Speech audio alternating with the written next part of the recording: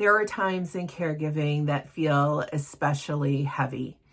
And one of those times is when you're wondering if it is time to take the car keys.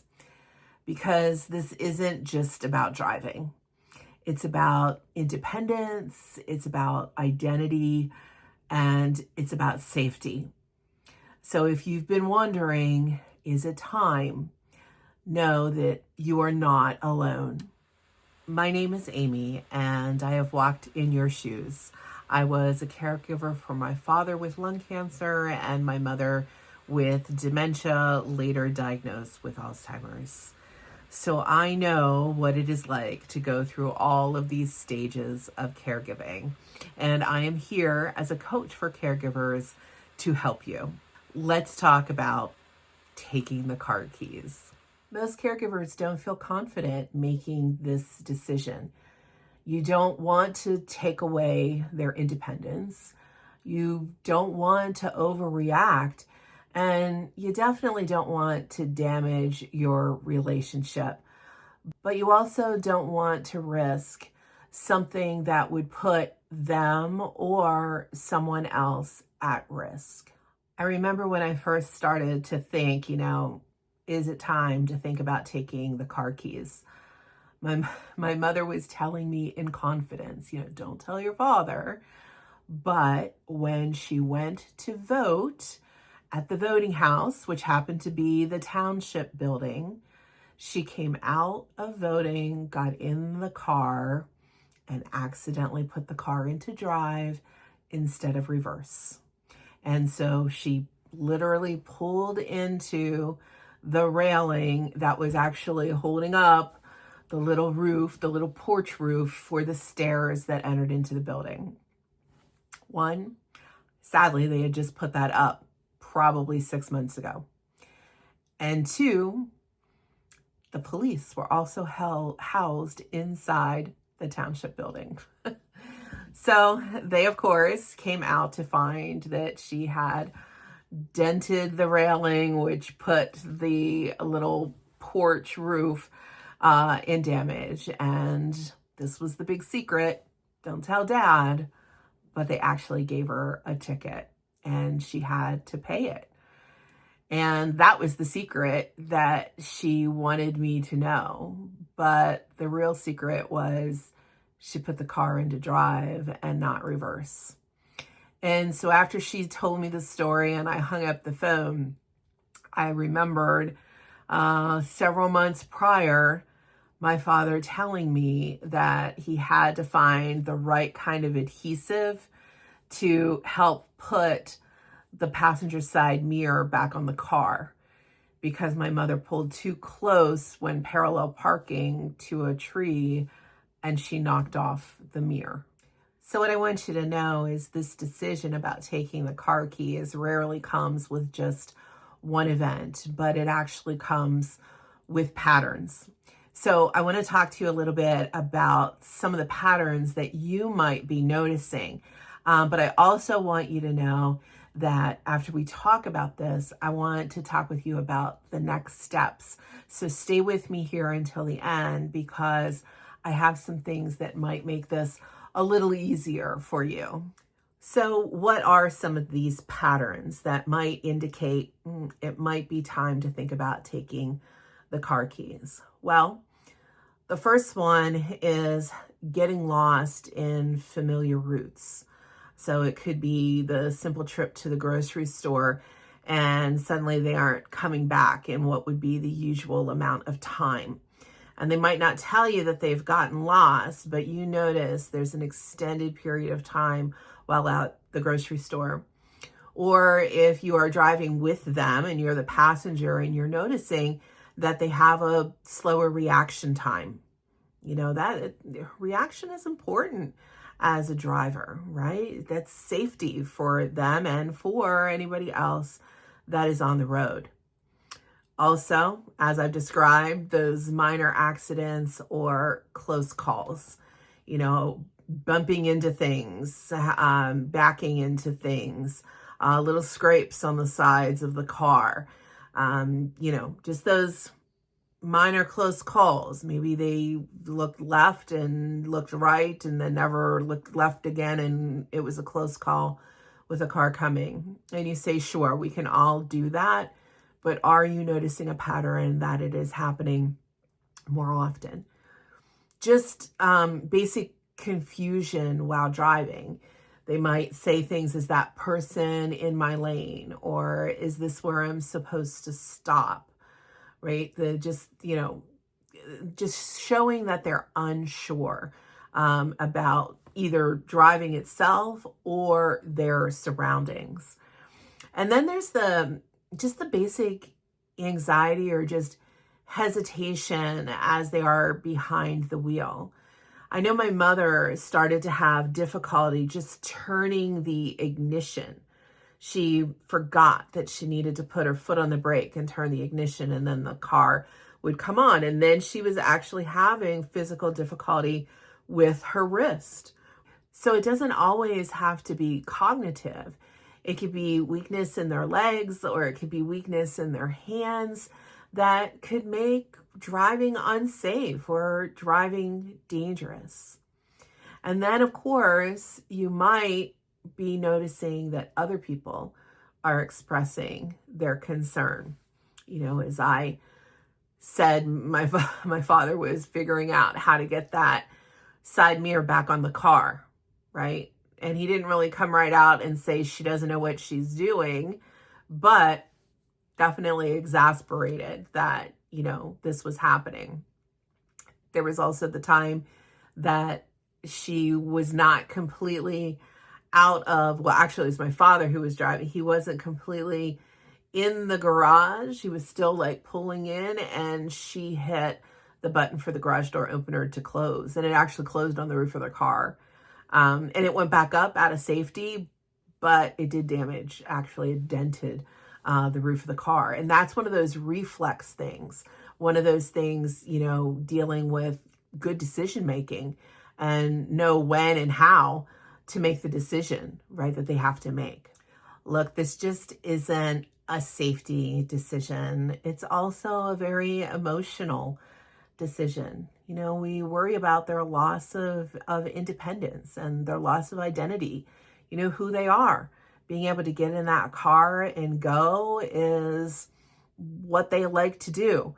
And just having the option that they can get into the car and go sometimes can just be enough for them.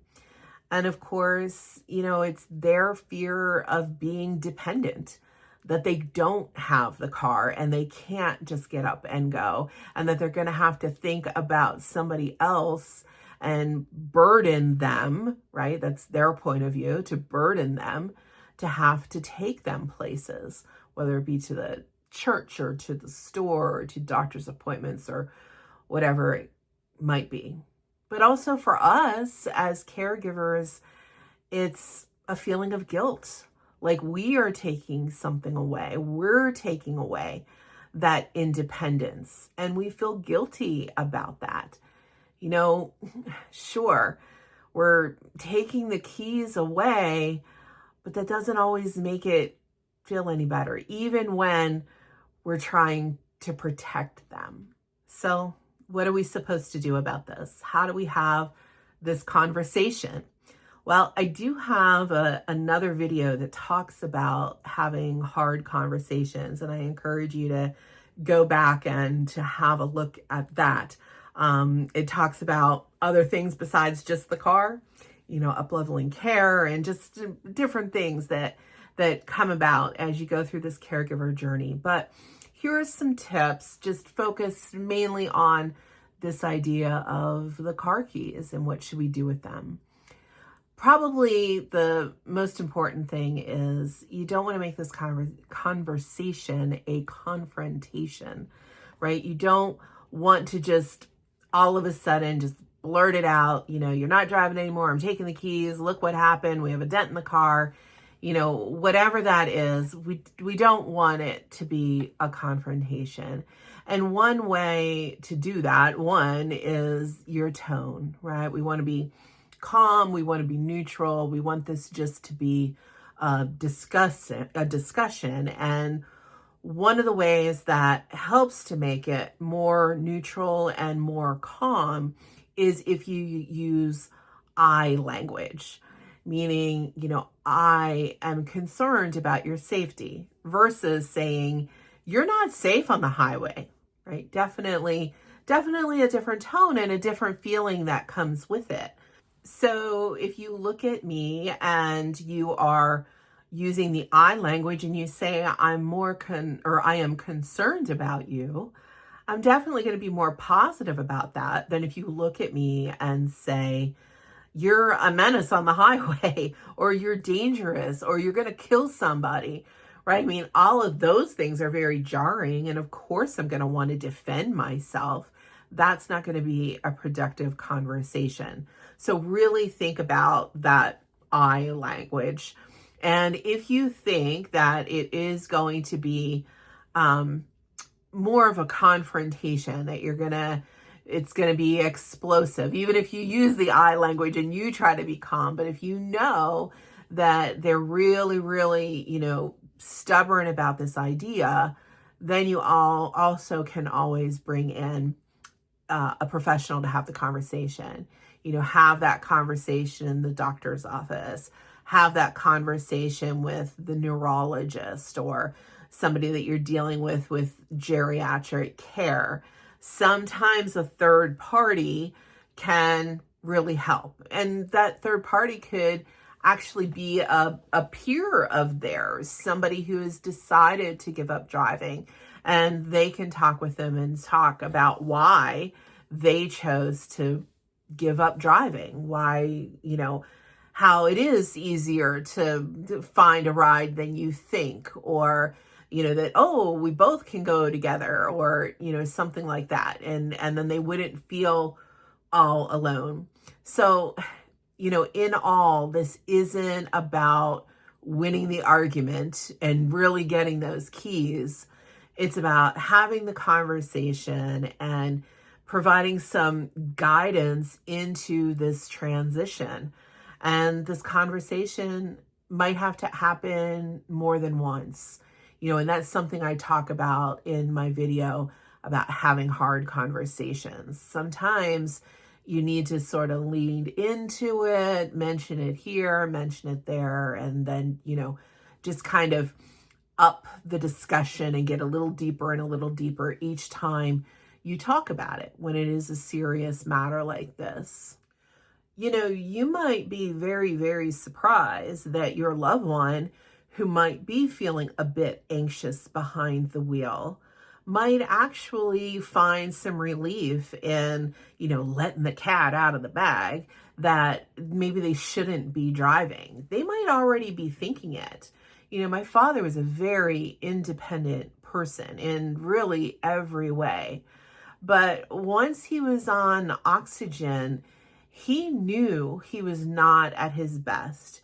So dealing with carrying oxygen with him, having the physical strength to get into the car and to go to a store, and, just knowing that he might not be at his best, he kind of stopped driving himself. And we ended up never really having the conversation because we made sure there was always the alternative for somebody to drive him or for him to get a ride in some way. And that seemed to be enough. And it really did work. So let's talk about the next steps here for a minute. So, taking the keys away doesn't end the problem completely, right? Taking the keys away, now we have to replace it with some kind of a solution, some kind of a system in place that is going to be able to provide transportation for your loved ones. So, what does that look like? Is there a family schedule that you can follow? Do we have people who are willing, to drive? And remember, it doesn't always have to be you if you're the primary caregiver, right? There can be other family members, friends, friends from a church or some sort of community group. Sometimes can be really amazing that this is something that they want to do.